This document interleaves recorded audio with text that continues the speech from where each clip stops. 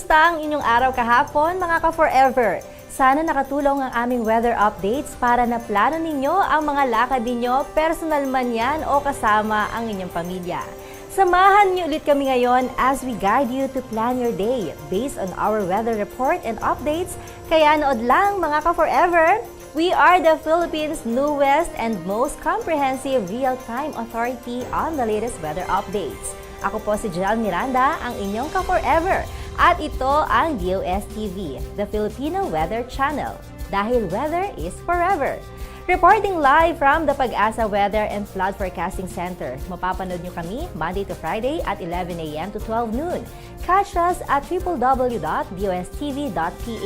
as we forecast vital information fresh from our Pag-asa weather stations all over the Philippines. And for today's episode, we will get to know more about STII, the agency behind DOSTv. Plus, nandyan pa rin syempre ang mga hugot panahon tweets sa What's the Weather With You? And for our docu, we will feature a new set of heroes called the Storm Chasers.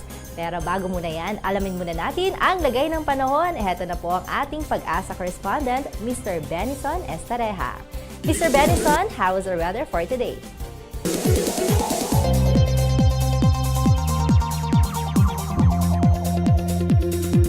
Thank you, Miss Jel. Good morning sa iyo at good morning din sa mga viewers natin ng DOSTv. At para naman sa magiging lagay ng panahon natin ngayong araw ng Martes, asahan pa rin natin ang epekto ng ridge or extension ng high pressure area sa silangang bahagi ng Luzon and Visayas. Wala po tayong direktang epekto ng southwest monsoon or habagat sa ngayon. So sa buong bansa po, asahan pa rin natin ang bahagyang maulap hanggang sa maulap na kalangitan sa umaga po yan. Then sa tanghali, magiging mainit pa rin at maalinsangan sa ibang lugar. And then sa hapon o gabi, asahan na rin ang mga panandaliang pagulan or pagkidlat, pagkulog. Samantala, wala naman tayong gale warning, so pwede namang maglayag ang anumang uri ng sasakyang pandagat. And so far, wala tayong namamataang low pressure area or bagyo sa loob or paligid ng PAR. Yan muna ang latest mula dito sa Weather Forecasting Center ng Pag-asa DOST. Ako po si Benison Estareja, reporting for DOSTv.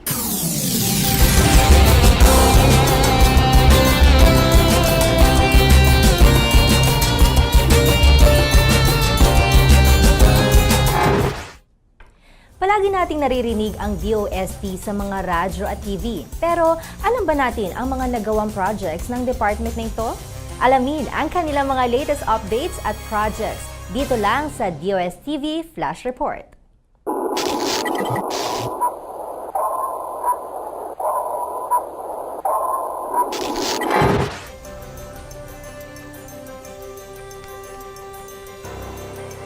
Ang Department of Science and Technology o DOST sa tulong ng Metals Industry Research and Development Center ay nakagawa ng posibleng solusyon sa pagbaha dahil sa basura sa pamamagitan ng Automatic Trash Rake o ATR facility, isang makinarya na magsisilbing tagahakot ng mga basura upang hindi maging sanhi ng pagbara sa mga kanal at estero.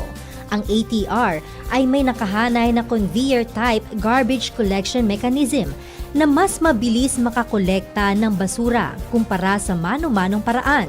Ang kauna-unahang pasilidad at inilag sa Balingasa Creek sa kanto ng Araneta Avenue at Mauban Street sa lungsod ng Quezon.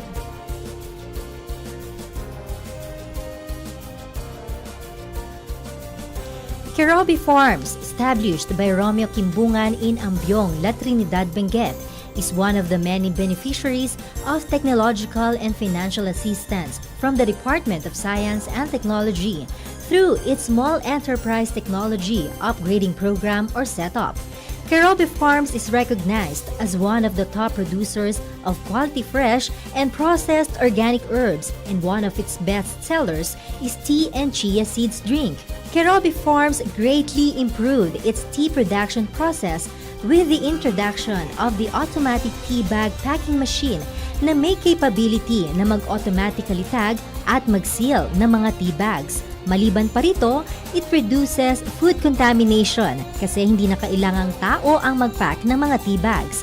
Dahil na rin sa tulong ng setup ng DOST, nag-increase ang annual production and gross sales ng Kerobi by 342 to 472%.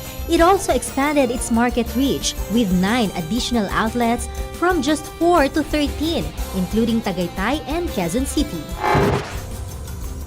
Ano nga ba ang plano ng DOST para sa bansa natin? What's their goal in the coming years? Kaya ba talaga nating maging isang science nation? Ating alamin sa susunod na video.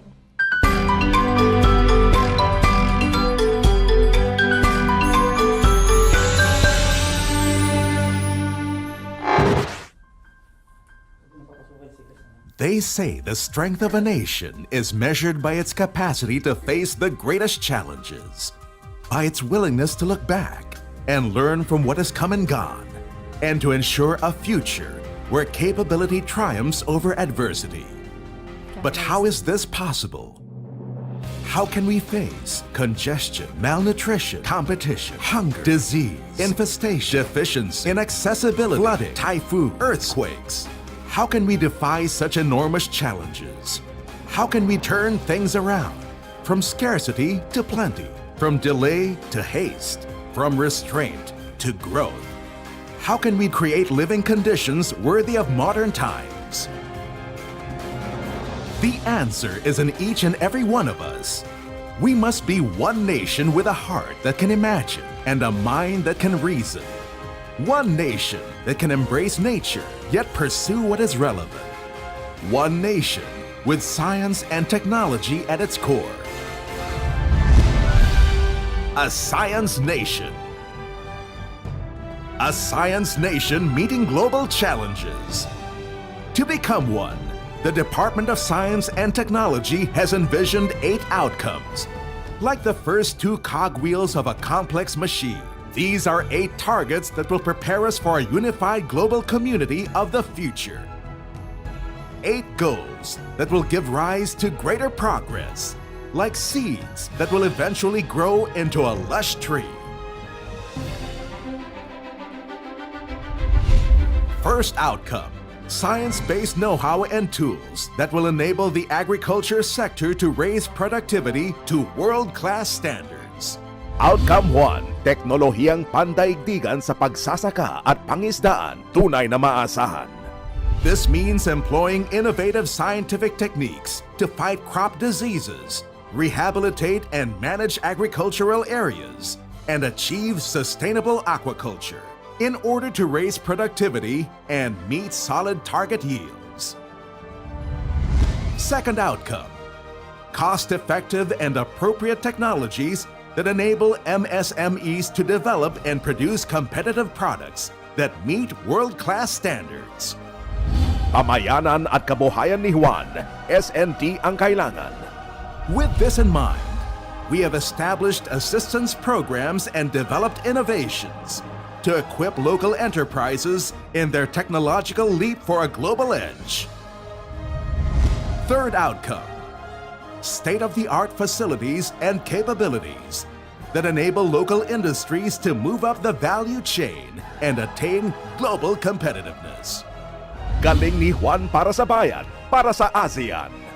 We have built highly advanced facilities to support local industries and developed homegrown technologies to serve the greater population and help them soar to new heights. Fourth outcome, turning the Philippines into a global leader in information technology, business process management services, generating direct employment of 1.3 million Filipinos. ITBPM, driving innovation in the countryside. We have created programs to enhance human resource capabilities in the country, bolstering our advantage in business process outsourcing services. Fifth outcome, ICT-based transformation of governance, broadening access to government services for those in the countryside. Building smarter Philippines through e-government. We have begun to establish an integrated interoperable government communications infrastructure and are seeking to expand ICT access throughout the country, as well as utilizing available communication bandwidths for the delivery of crucial government services to far-flung locations. Sixth outcome, improved quality healthcare and quality of life through science, technology, and innovation. Lakbay Kalusugan, join na! We are continuously promoting good nutrition and introducing locally developed technologies to detect, contain, and counter diseases, as well as improve health and sanitation. Seventh outcome: highly skilled and globally competitive science and technology human resources in support of the national science and technology programs. Iskolar ng Agham, Scientist ng Bayan. We are in the process of expanding our scholarship programs to accommodate more qualified students who can be future science and technology professionals, as well as reaching out to students from remote towns with this life-changing opportunity. And for our eighth outcome, science-based information on weather, climate change, and geological hazards. Iba na ang panahon, siyensa at teknolohiya, maasahan tungo sa ligtas na pamayanan. We have started to create a more responsive disaster management program through state-of-the-art technologies, best practices, and tools, as well as kick-started a campaign to educate local governments all around the country. We now have the skills, manpower, and technology to make it happen. This will be our edge. 8 outcomes to empower every Filipino so that we can welcome change with courage and confidence. Come and let us work together to become a science nation. Pangalawang broadcast pa lang namin, but we've been receiving positive feedbacks from you, mga ka-online, mga ka-forever. At sana, tuloy-tuloy pa ang inyong pagsuporta sa DOSTv. Dito pala nagpapasalamat na talaga kami. Ang DOSTv ay isa lamang sa mga proyekto na ginawa ng STII or Science and Technology Institute ng DOST. Pero ano nga ba ang STII? Ano pa ang kanilang ibang mga proyekto? And to discuss more about STII, we welcome again its head, of course, Director Richard Burgos. Good morning, sir. Good morning, Jel, at maraming salamat sa pag-host mo. Kahapon ang dami-daming nag-like sa atin in social media. Yes, oo nga. And then our friends in media also covered us widely. Nakakatuwa. Oo, ano very ha? overwhelming talaga, di ba? Oo. Kagaya sa inyo talaga ito, sabi nga, pinaghirapan ng lahat, nakita natin yung outcome, and then the positive feedbacks. How does it feel? Nakakatuwa po talaga. And then thinking that less than 3 months ago, Yes. this was just an idea. Ano ha? Ngayon, katotohanan na siya. Ito Ito na siya talaga. realidad. Ano? Tama. Kaya natutuwa talaga ako. I've seen everybody collaborate, putting their best effort, and sometimes, working beyond Yes. the normal working conditions just to get things up and running. Nakakatuwa po siya talaga. Ito, syempre, isa lang to sa mga project ng departamento na hawak ninyo, 'di ba? Kumbaga ng office, STII. Yes, pero isa lang ito. Ito talaga. Oh, yes, sir. Ang STII naman kasi ay isang ahensya ng Department of Science and Technology. Medyo matagal-tagal na rin ang kwento ng STII dahil sa in 1958, the year I was born. Okay. There was ang science concern ng government ay under ng National Science and Development Board. okay. National Science Development Board. And in 1982, pinalawak ito, ginawa siyang National Science and Technology Development Board. Ayan, Okay? ayan, pinanganak na ako niyan. Oo. And then in 1987, nagiging cabinet portfolio siya. Okay. Okay? And pinalawak yung kanyang component working on science promotion and education and information. Kaya in 1987, 39 years ago, nabuo yung Science and Technology Information Institute. Ang aming mandate really is, number one, mag-collect, right? To collect science and technology information at mag-create ng library. Okay, so isa So, yun yan, yung initial plan isa for yan that. pinakamahalagang function Okay. and service na binibigay namin sa publiko. Ano ha? A library service in science and technology materials. Ngayon, The other function is really to disseminate. Alam mo ngayon ang informasyon, 80% of the world's information is lying idle in storage facilities, Yes. in PCs and all of that. Sayang 'yon, hindi ba? Kailangan talaga natin ipamahagi 'yon because thinking through this available information, people can probably look for new solutions to old problems. Mabilisan eh. Correct, Oo. di ba? So that is the other function that we have is to disseminate talaga the information. Okay? So we produce materials like print materials, even audio materials and all of that para mabahagi, maipamahagi natin sa ating mamamayan ang tungkol sa siyensya at teknolohiya sa ating bansa. Now, the fourth mandate for STI is really training. So we should be providing training opportunities sa mga tao na nagtatrabaho sa gobyerno at sa labas ng gobyerno upang mas lalo nilang maintindihan at ma-appreciate yung science and technology. Okay. So yun, sir. Kasi, syempre, of course, ang DOST, merong iba't ibang offices, hindi ba? So, iba't iba nga yung katulad ng mandates, iba't ibang function. Pero, on your part, ano talaga yung pinaka-main o parang pinakamalaking obligasyon ninyo when it comes to science and technology? So number one, I will repeat, yung mag-collect ng information Yes. about So science yun and talaga, technology. particularly. Kailangan, pag may nagre-research tungkol sa science and technology in the Philippines, pwede kami ang una Pwede. nilang puntahan. Yan, Diba? We should be the destination of choice when it comes to science and technology information. Okay? Pangalawa, kailangan din namin mag-disseminate ng information. So, pwede silang makipag-ugnay sa amin kung kailangan nilang malaman ng tungkol sa science and technology.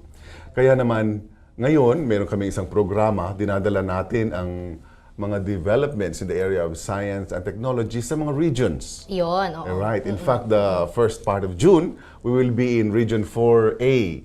So, in Batangas, in Laguna, and all that area. Para ihatid sa ating mga mamamayan, ano na talaga ang latest in terms of S&T Yes. developments and inputs ng DOST sa mga negosyante doon, etc. etc.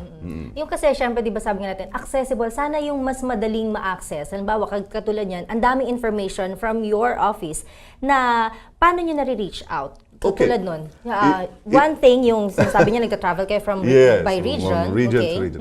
The other interesting thing is yung aming Star Books. Star Books, Okay. ang ginagawa namin dito, digitize na lahat ng aming collection. Okay? Kaya ngayon, pwede namin ipamahagi yung kopya ng aming collection sa mga paaralan and offices or livelihood centers na gustong magkaroon ng kopya nito. Starbook, what is it? It's a library? It's a library in a Okay. box. Okay? Oh, Digital library ganda. siya.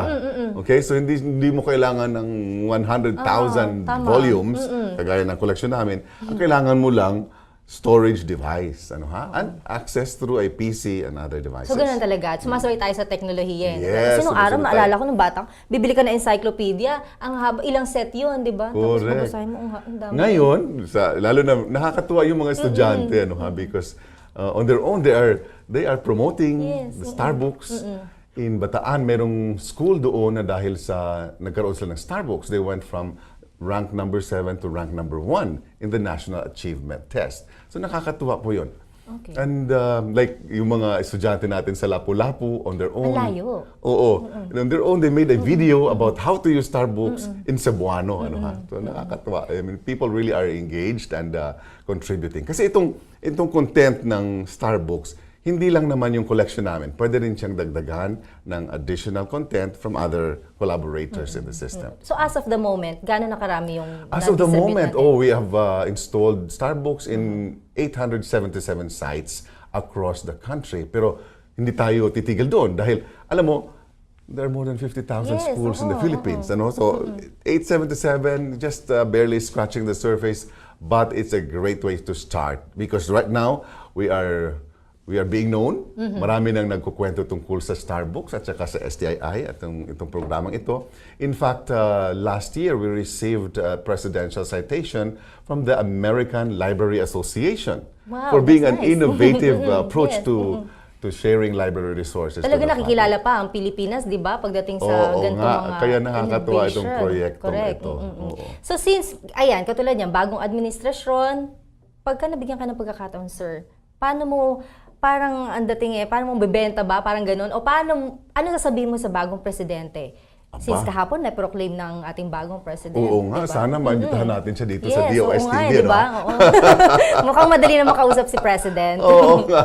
Sana mapapunta natin siya dito, ma-interview natin siya, at marinig natin sa kanya ang kanyang vision for science and technology. Sa ngayon, wala pa tayong secretary na na-designate for DOST. Sana bigyan niya rin ng halaga ang ginagawa natin sa science and technology. Dahil without science and technology, we will never become a progressive nation. Okay? Yes. Nakita niyo naman kanina yung report natin on the 8 outcomes. No? Ito yung mga pamamaraan, mga areas where we can really contribute to national development.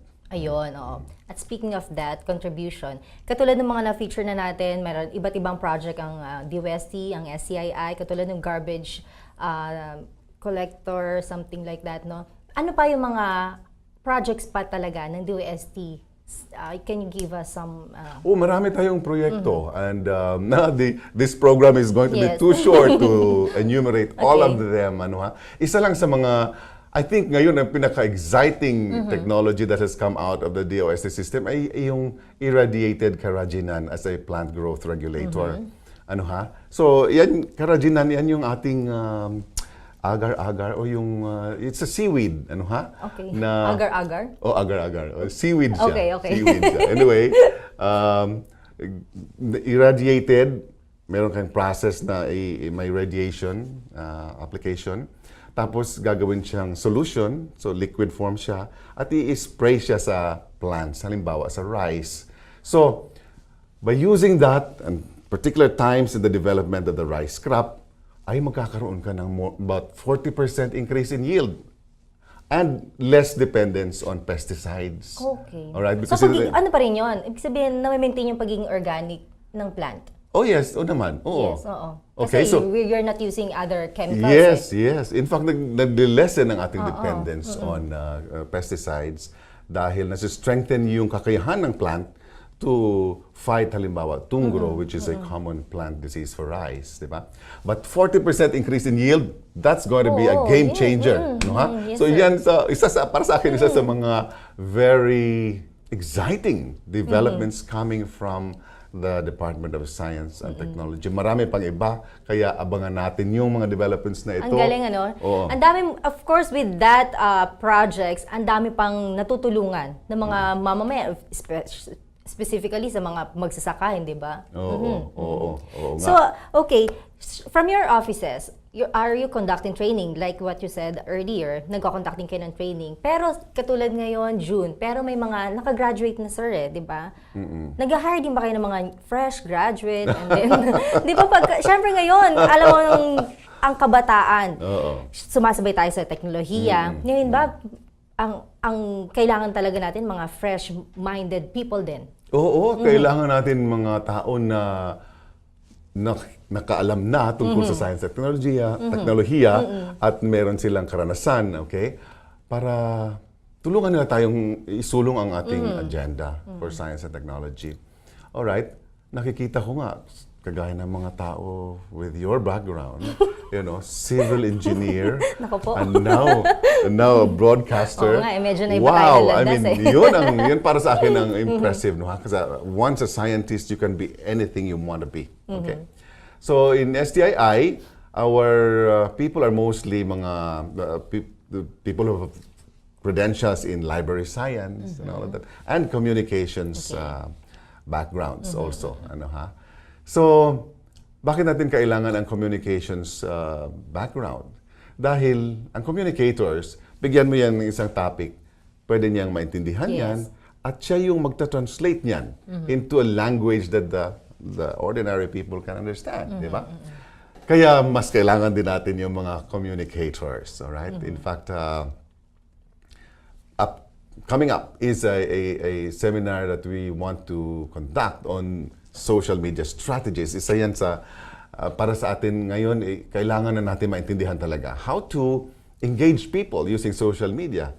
Because yun na ang pamamaraan ng mga tao ngayon kung paano nila makuha yung mga information na kailangan nila sa araw-araw. And we need to be masters of that. so that we can engage more people. Ayun. Right? At this point in time, kayo sir, di ba, since nakapwesto kayo sa SCII 6 months ago, parang, or 3 months? Or 3 months lang. 3 months pa lang, di ba? Do you have long-term plan or meron ka na ba talagang nakalatag na plano for your office na talagang kapaki-pakinabang? Of course, lagi tayo nag-ready for giving and giving service to our people. Alam mo, I took office on the 8th of March, so that's less than 3 months ago. At ang una kong ginawa ay pinatanggal ko yung malaking whiteboard kung saan nakalagay Bakit po? yung schedule ng Office of the Director and all of that. Kasi sabi ko, parang ang laki-laki niyan, sayang yung space. Samantalang hindi na natin kailangan yan. Why? Kasi ang aking schedule ay nasa Tama, cellphone na, oo, di ba? totoo yan. I mean, hindi mo na talaga kailangan. So, I come from a varied background and I spent 13 years in the IT industry. Kailangan na natin gamitin talaga ang ICT in communicating the results of science and technology in the country. So, isa lang yun sa mga maraming paraan, no? Na mag-shortcut na tayo. We can level up. We can leapfrog, in fact, to the next stage of development, no? Using technology. Yes. So yun, tanggal ang bulletin Tanggal ang board. whiteboard, ang oo. whiteboard. Okay. But ang una ko ring tinanong sa mga tao ko doon is like, saan tayo ngayon? And the next question, which was more naughty and more provoking, was, what else can we do differently? Kasi pag patuloy na ginagawa mo yung ginagawa mo ngayon, ay ang results mo pareho lang. Di ba? Kung gusto mo ng magkaibang results, gumawa ka ng iba na naman. Di ba? For example, I noticed na yung clipping, media clipping, ginagawa namin yan manually, yes, di ba? Yes. So, hindi niya rin ginagawa yun? Ano na rin ngayon, yung mga manual? gusto natin i-outsource na lang yan. Sayang yung tao, yung human resource mo, they can do greater analysis of issues and recognition of emerging issues for us. Instead of just clipping and clipping. Kaya, dapat value addition na lang tayo doon. The other thing I noticed is, kailangan natin i-outsource yung halimbawa, perception research. Okay? And that's why in 2015, nagkaroon naman ng SWS survey. And very revealing yung information na nakalap natin dito. Halimbawa, only 80% of the people know about pag-asa. Pag-asa, everyday yan nasa totoo yan. television yan, di ba? But only 80% of the people know about pag-asa. So that's 8 out of 10 Filipinos. Okay? Now, of the 8, only half of them know that pag-asa is under DOST. So meron tayong mga gaps in perception and understanding of how we work. So, yun pa lang, ang dami mong kailangan gawin. Ang dami mong kailangan gawin. Okay? If you go to FIVOX, another agency under DOST, 7 out of 10 recognize FIVOX. All right? Have heard about it or know something about it. But of the 7, half lang yung may alam na under DOST siya. Oo. Okay? Kasi akala nila, isang departamento na to na, yun, main office, department Correct. of FIVOX. Parang ganun no? Correct. Oo. And if you go to Food and Nutrition Research Institute, even Under pa rin yan ng DOST. Oo. Oo. 40% na lang. Ang nakakaalam na merong FNRI and kung anong ginagawa nila, di ba? So, ang laki pa. There's a very big gap and we really need to work harder to communicate better what science and technology is doing for the Filipinos.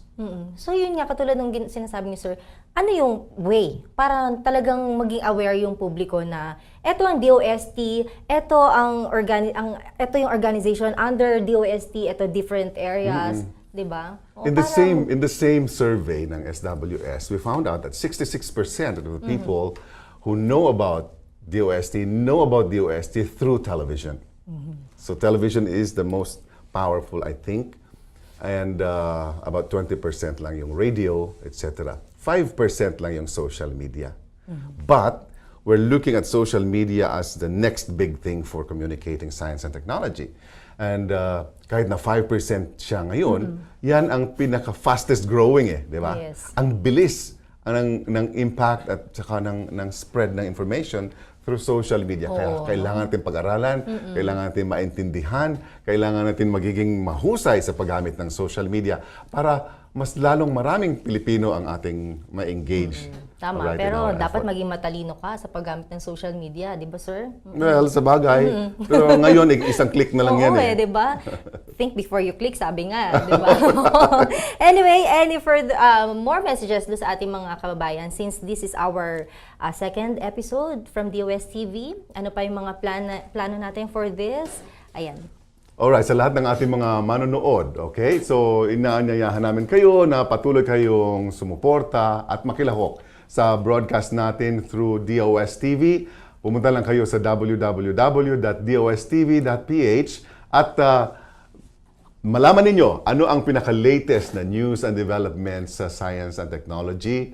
At pwede rin kayo mag-feedback, provide feedback, help us understand what your needs are, and we will be there to help you out. So maraming salamat po sa inyo at tayo po ay partners sa gawaing ito. Thank you so much, Sir Richard Burgos. Ayan, salamat talaga. And ako talaga, really amazing. Nakikita namin leadership from you.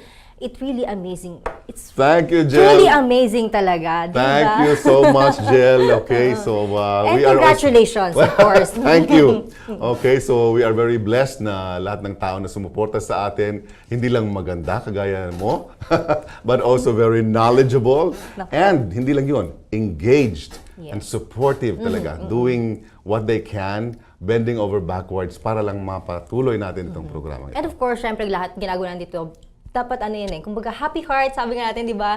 Oo, para mas madali tayong maabot ng ating mga kaibigan sa pagbibigay natin ng mga balita at impormasyon na kailangan nilang malaman sa araw-araw. Thank you! Ayan mga kaibigan, muli nakasama natin ang Director ng DOST-STII, Director Richard Burgos.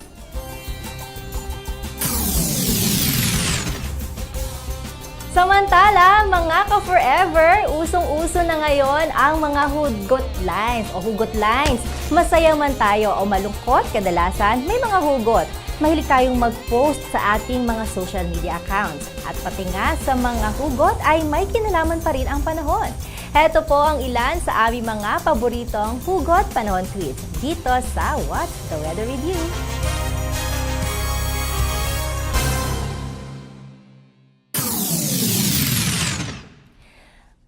Mula kay Dane Salva, nakakairita yung ulan. Parang ikaw lang, pasulpot-sulpot. One day you're here, one day you're there, one day you care, o one day you care. You're so unfair. Ayan, di ba? Parang kabuti lang din, pasulpot-sulpot. Siyempre, di ba, sabi nga natin, hindi naman parang ang mood siguro ng partner niya medyo moody, parang ganyan siguro or whatever, baka may pinagdaraan ng kanyang partner. Pero Dane Salva, isipin mo na lang, hindi delubyo yan. May chance pa na bumalik, kaya be positive lang. Lahat ng negative vibes, kalimutan mo na, ma-stress ka lang, di ba? And then we have at Angie Barredo 11. Tanging hiling ko sa'yo na tuwing umuulan, maalala mo sanang may nagmamahal sa'yo. Ako. Naks. O, diba? Ang hugot. Siyempre, ayan, Angie Barredo. Ay, ano to very sweet siguro to si Angie Barredo. Gusto niya lang lagi iparamdam na may nagmamahal dun sa kanyang someone, at siya yon. Angie Barredo, wag kang mag-alala. Malay mo bukas, mapapansin ka rin niya at maaalala ka niya. Kaya kapit lang. Ayan mga ka-forever, di ba? Pati sa hugot, may panahon din. Kaya naman, kung may mga hugot, panahon pa kayo dyan, just tweet us at #What's the Weather with you. Tweet us at DOSTVPH. Malay ninyo, next time naman ay mga tweet ninyo ang i-feature namin dito. Samantala, nag-declare na ang Pag-asa ng pagdating ng rainy season. Hudyat nito ay ang pagdating ng ulan at mga bagyo. Hindi natin maipagkakaila na sa pagdating ng mga sakuna na ito, may kakabit itong mga panganib na sinusuong ng grupo na tinatawag na Storm Chasers. Sila ay ang grupong binuo ng Pag-asa na literally chases the eye of the storm. at handang magbuwis ng buhay, makakuha lang at makapagbigay ng tamang impormasyon at data tungkol sa mga bagyong naglandfall sa bansa. Mga kaibigan, tunghayan po natin ang buhay ng mga storm chasers.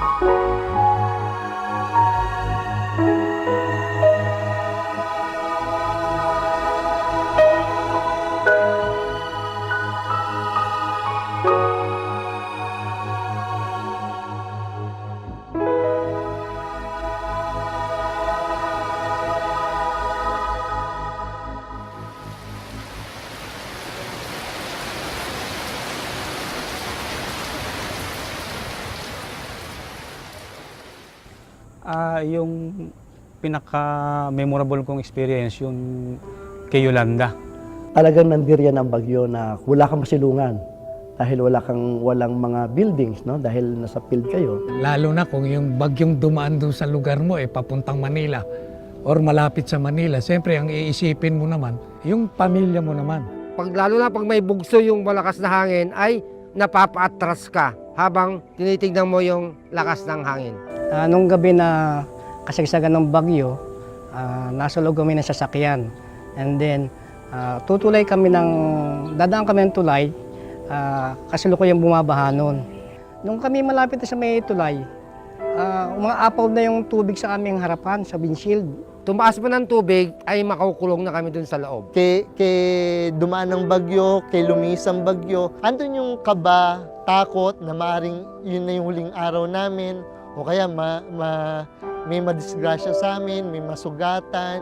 Binababa ko yung gamit ko dun sa loob ng stasyon, ay bigla na lang nagkaroon ng tubig dun sa sahig. Wala pang 10 minutes, ay nasa ibabaw na kami ng lamesa. Kasi yung tubig ay halos lampasan ng lamesa. And magdamag kami sa ibabaw ng lamesa na nakaupo. Ako as a first timer, medyo excited pa.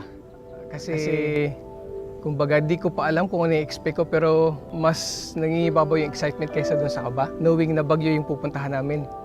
Walang atrasan. Kung talagang tinawag ka, trabaho natin tinanggap mo maging storm chaser, kailangan sumama ka. Way back 1995 yata, during the Rusing, talagang na-experience namin yung gaano kalakas yung hangin, gaano kalakas. And then we stranded for 15 days. Talagang inabutan kami ng mismo. Or yung lugar namin malapit doon sa dinaanan ng bagyo. At talagang na-experience namin na talagang hinihintay na lang namin matanggal yung bubungan ng aming station. But awa naman ng Diyos, ito buhay pa. A day after na maglandfall si Hayan or si Yolanda dun sa Tacloban, dumating kami dun sa area. So madaling araw, so di ko alam kung ano yung nasa paligid ko. Nung lumiwanag na, dun ko palang nakita kung gaano kalaki yung naging damage ni Yolanda dun sa lugar. So madami akong nakita mga patay na tao along the street, and di ko na rin kaya yung amoy dun sa lugar. Nakakapanlumo kasi parang maisip mo, paano kung ako yung nandun sa sitwasyon na yon? Parang very helpless yung mga tao kasi yung mga bahay nila wasak. Papunta na kami ng Palo, siyempre dadaan kami ng San Juanico Bridge. So pagbaba namin sa San Juanico Bridge, naamoy na namin yung amoy ng mga bangkay na. Doon pa lang, marami na kami nakikitang mga patay na. And then pagdating sa Tacloban, makikita may mga sasakyan doon na patong-patong, pati mga bangkay na walang katapusan doon sa pagdaan mo ng kalsada, makikita mo ron. Papunta kami ng Palo, pagdating namin mismo doon sa Palo, dahil doon kami magbe-base, kahit yung opisina ng Palo, DOST, makikita mo talagang mga bakod, yung mga bubong, yung mga basag ng mga salamin. So, halatang napakalakas ng hangin. Halos lahat ng kabahayan doon sa paligid ng Tacloban Airport ay halos nawasak lahat. Doon lang ako nakakita ng tao na tabunan ng debris, ng mga kahoy, nang nakalabas yung paa, nakalabas lang yung ulo, nakalabas lang yung kamay. Iba na yung amoy talaga ng area na yon. Kung mahina-hina yung sikmura mo, ay hindi mo makakaya yon.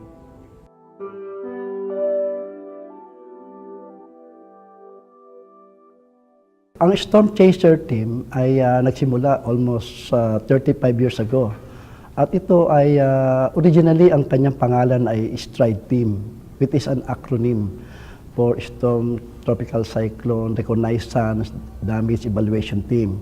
Pero itong huli na ng 80s ay rename namin siya na Storm Chaser team.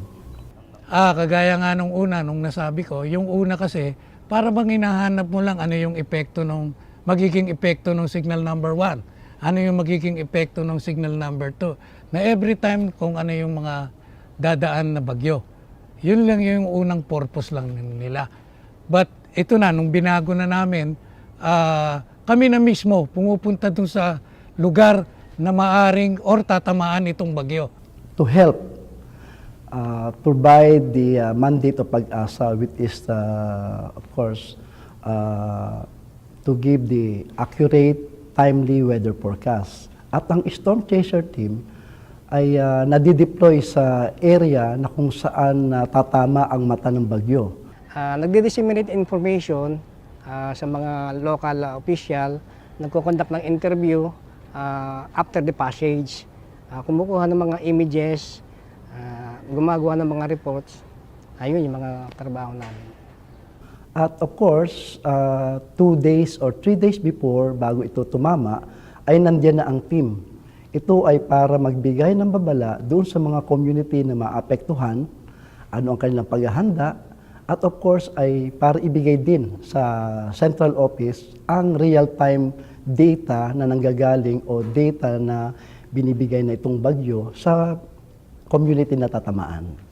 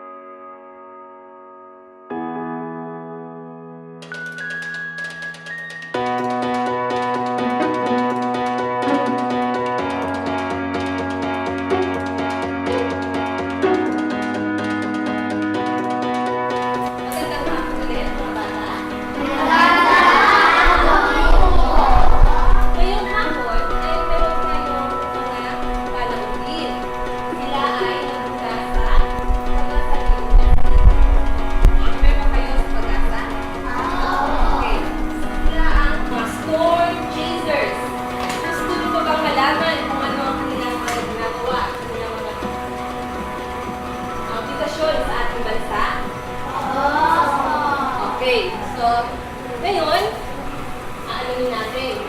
Marami silang mga i-share sa atin. Makinig na maigi mga bata. Magandang tanghali. Kami po yung tinatawag na Storm Chasers. Nabilib na ba yung Storm Chasers? Kami yung humahabol. Pag sinabing chasers, ano humahabol? Kami yung pinagdadala ng Pag-asa. So ang Pag-asa yung tungkol sa bagyo. Nadinig niyo na po ba? Bagyo, at saka sa mga pag-ulan-ulan, mga El Nino. So kami, pumupunta kami doon sa isang lugar kung saan dadaan yung bagyo. So 2 araw bago yung bagyo o 3 araw bago dumating yung bagyo, nandun kami sa lugar. Kami ay tumutulong sa mga weather forecaster natin. So yung mga forecaster, nadidinig nyo rin ano? forecaster. So sila yung nagbibigay ng kalagayan ng mga panahon. So kung ganong kalakas yung ulan na darating, kung ganong kalakas yung hangin. So kami, pupunta kami sa isang lugar, may mga dala kami mga instrumento. So ipapaliwanag namin sa inyo sandali yung mga ginagamit namin instrumento. No? Ito yung sa wind sensor. So siya yung nagsusukat ng hangin, kung gano'ng kalakas yung hangin. Di ba ang bagyo may malakas na hangin? So ito, sinusukat niya kung gano'ng kalakas yung hangin. Meron din kaming handheld na anemometer. Panukat rin ito sa kung gano'ng kalakas yung hangin, yung pagbugso nito. Bali yung handheld anemometer, maliit na instrumento siya na merong sa loob na umiikot para mai-measure yung hangin. Ito yung tinataas namin para pagbugso ng hangin, makikita ka agad kung gaano kalakas yung bugso ng hangin na dumadaan. Nung araw, medyo simple lang yung mga ano namin. We had the handheld anemometer para pagdating mo doon sa isang lugar, makikita mo lang kung gaano kalakas yung hangin. Kumukuha ako ng actual measurement ng wind speed. Gabi, blackout eh. So pagdalos mo ganyan, nadadala ka ng hangin eh. Talagang tapos nagliliparan yung mga lumabas ako. Pilit akong kumukuha ng wind speed. Tapos bumalik na ako kasi napakalakas ng bagyo. Today, meron na yung mga bagong equipment plus especially meron yung una kagaya nitong nasa likodan natin is what we call the radiosonde or the upper air observation. Ito yung meron siyang balloon with the transmitter, tapos pag-release mo ng balloon, tinatrack siya nitong equipment na to. Hanggang sa, yun naman para malaman mo kung ano yung temperature, wind speed, and wind direction from the ground up to the upper levels. Yung para makita mo stability ng ating atmosphere during kung may papalapit at may bagyo na mismo. Meron kaming rangefinder. Malalaman mo yung kasi pag may in-interview ka doon na isang tao, may tinuro sa iyo yung ganong kataas yung height ng tubig. So yung rangefinder na yun is malalaman mo kung anong level o anong elevation base doon sa normal na taas ng dagat. Bibigyan din daw kami ng mga communication gadget na talagang kahit baksak yung mga cell site, siguro lalagyan din kami ng mga radyo na SSB, single sideband, or yung inihingi namin na sat phone. Kaya yun na nga lang, dapat kinakabahan na yung aming mga asawa, please nakikipag-coordinate sila dito sa amin sa opisina para malaman din nila kung ano talaga yung sitwasyon namin.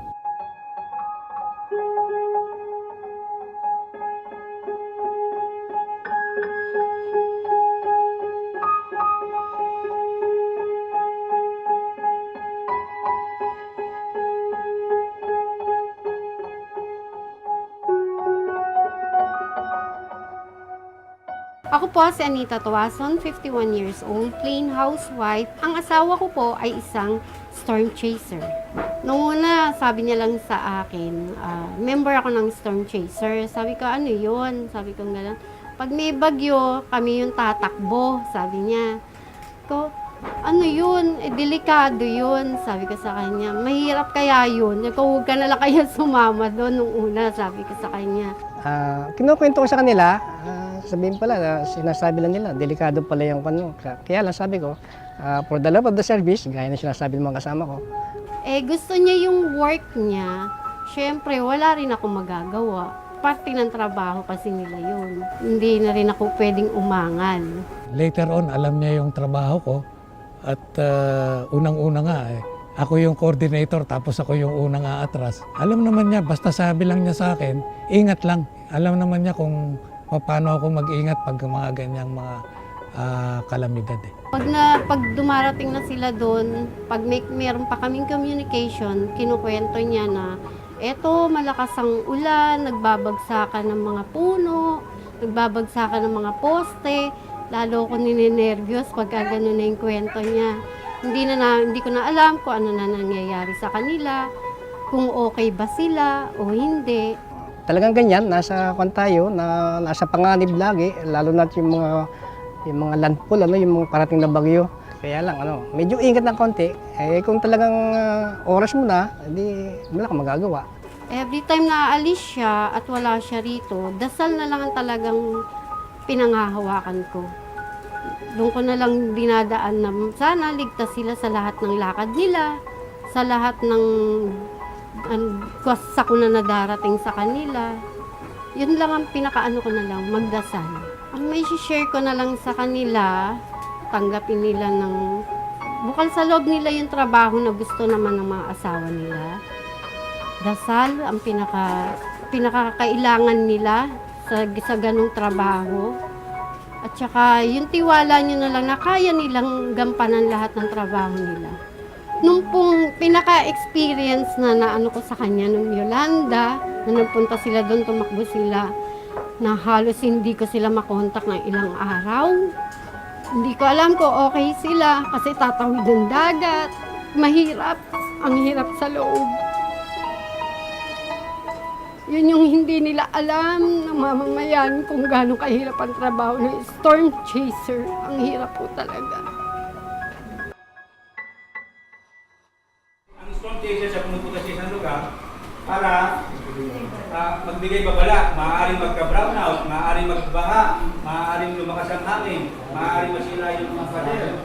So, pag binigyan na tayo ng babala, sundin natin para maiwasan natin yung madisgrasya, di ba? So, saan tayo pupunta na lugar? Siyempre, kung yung bahay mo kahoy lang, tapos malapit sa dagat, anong gagawin nyo pag may bagyo? Ligas. Yun. So, ganun ang ginagawa namin sa lugar na pinupunta namin. So, kami yung mga storm chaser. Ang Pag-asa naman mandated siya para magbigay ng kalagayan ng panahon. So, kami, ang purpose namin is tumulong bukod sa forecaster natin, sa mga forecasting division. Ang storm chaser nakalaan na mag-assist dun sa sa dadaanan ng bagyo.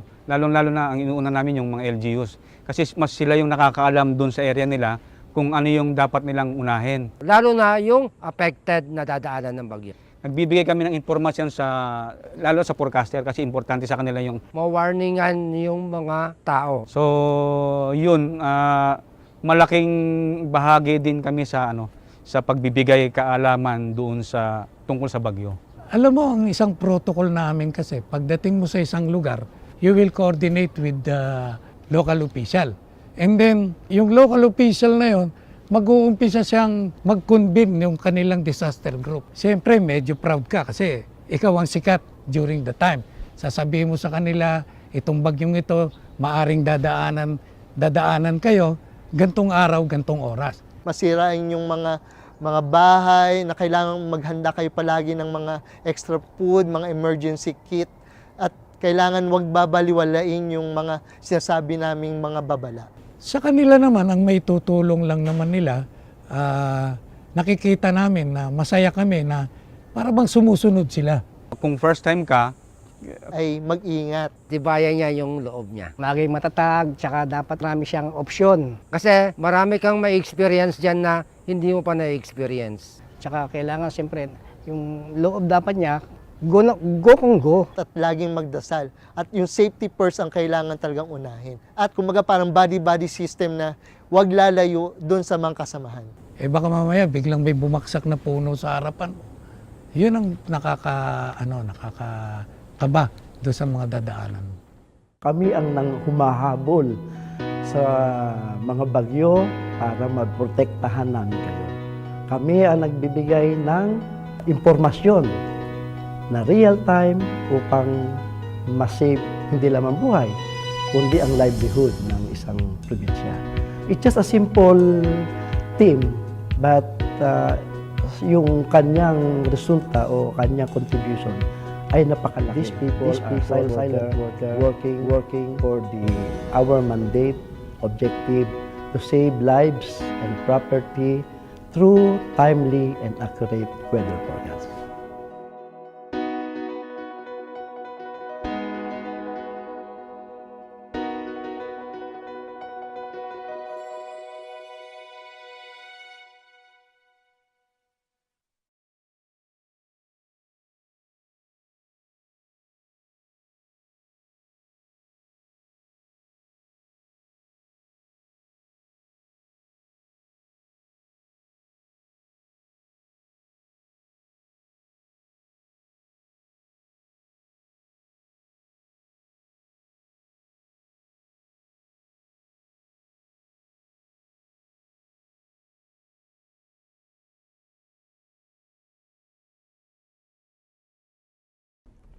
Wow, grabe. Sobra nakakabilib at ayan mga kaibigan, nakita natin na hindi talaga biro yung kanilang mga gampanin para sa ating mga Pilipino. Kaya naman, saludo kami sa inyo mga sir, mabuhay ang Storm Chasers.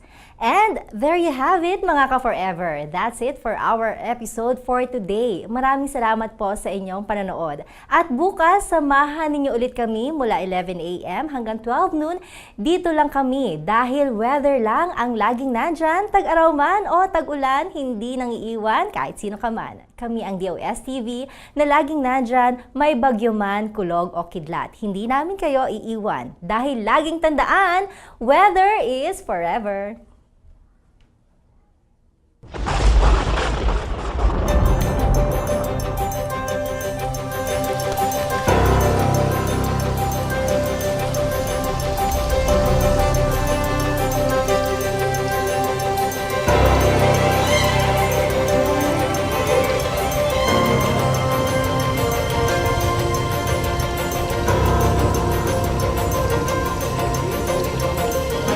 Ano daw?